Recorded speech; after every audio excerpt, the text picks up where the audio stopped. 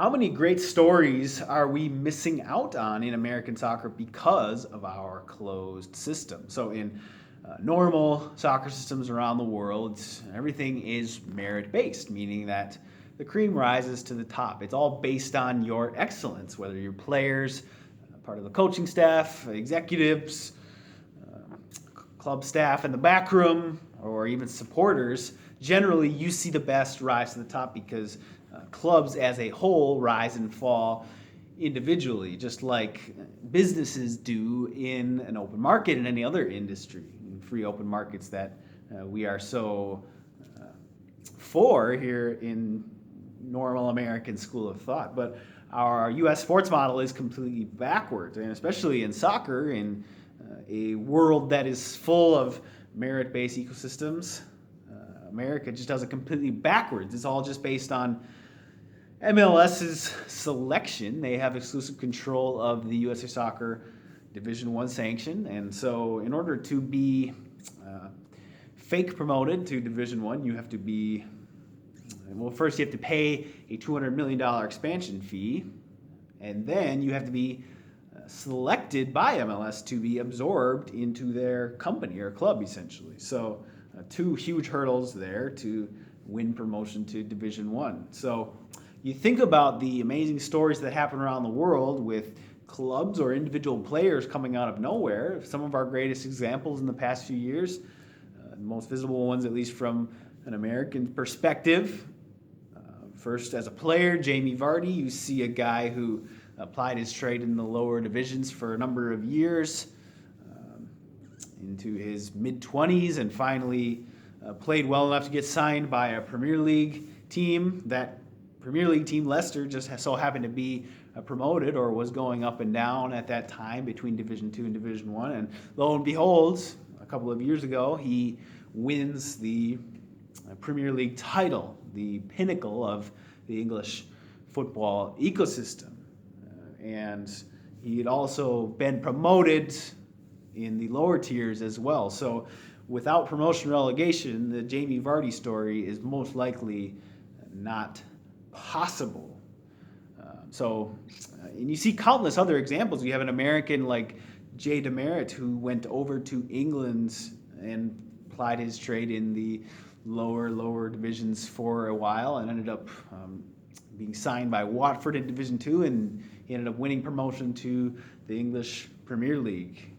But that was over a decade ago now. So two individual stories like that simply that are not possible in the American soccer ecosystem. I was talking to another player on Twitter today, a guy who went over to Europe specifically to get involved in the lower divisions to try to work his way up. That's the most realistic way to make it to the pinnacle of a soccer ecosystem. Go to Europe. You got to leave America and go to a normal soccer system where things are merit-based, where you can play your role for a club and you can win promotion up to the higher tiers. So it's not based on the low likelihood of some club having a scout at your match at a particular time.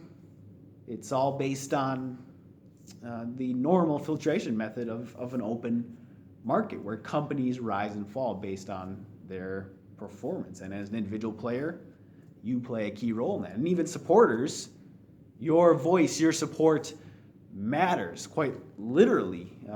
How much you support your team can have an effect on if you win a match. And if you win a match, it could decide if you play in Division 4 next year, if you stay in Division 5, or if you drop down to Division 6. So everything matters there, every single moment, every single training session. And then you look at clubs.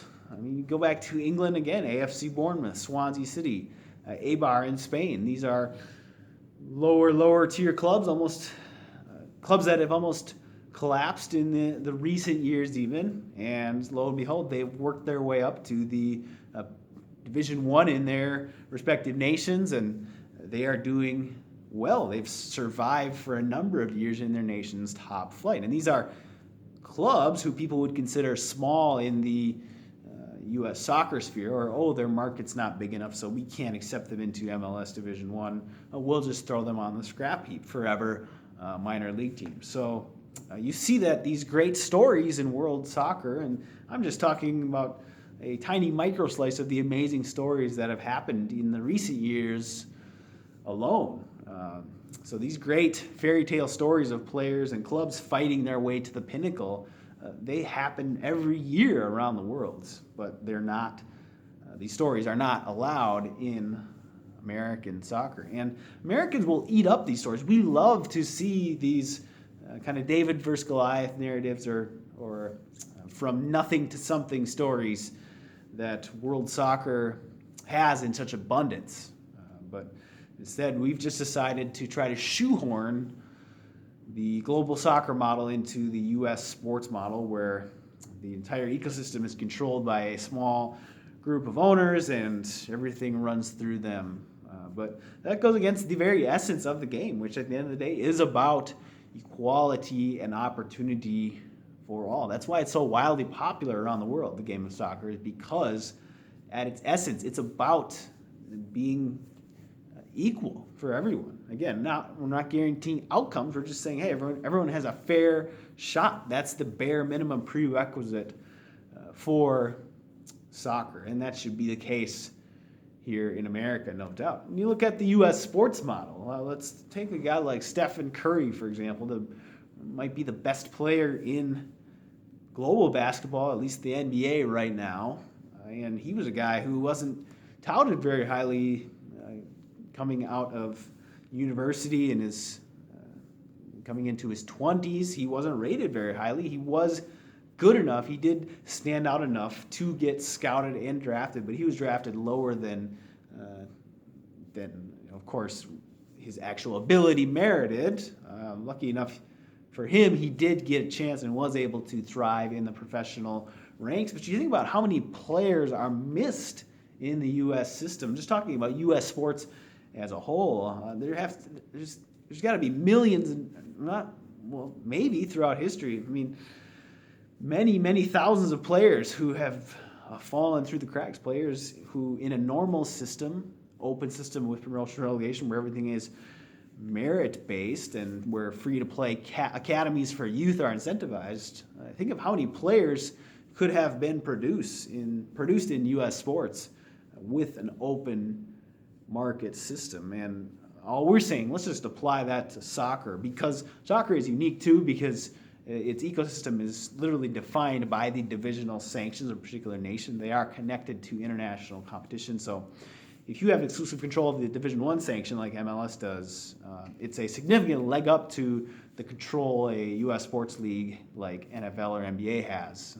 Quite literally, Division I for USA Soccer defines the pinnacle of the market. NFL, NBA, they don't have a divisional sanction. You could still make the case that they have a monopoly that needs to be destroyed, but this divisional sanction for U.S. Soccer or for MLS, or its exclusive control of D1, it's pretty much an open and shut antitrust case that I think eventually their hold on D1 is going to be broken by some sort of legal action or outside intervention from FIFA before that. So to consider the amazing opportunities that are out there that we could have in American soccer, and the great impact an open system could have for opportunities for young players throughout the nation at all levels, not just at the pro levels, but also down into the youth levels, as I've said, incentivized academies. We could do something great here, so why not us? U.S. Soccer, you're in control. You're the ones who can make this change happen. If you won't do it, then we'll replace you with an alternate USA Soccer governing federation. We'll do the right thing and open the market to all. So if you like this video, make sure to share it out on social media and also subscribe right here to my channel. And I'll talk to you soon.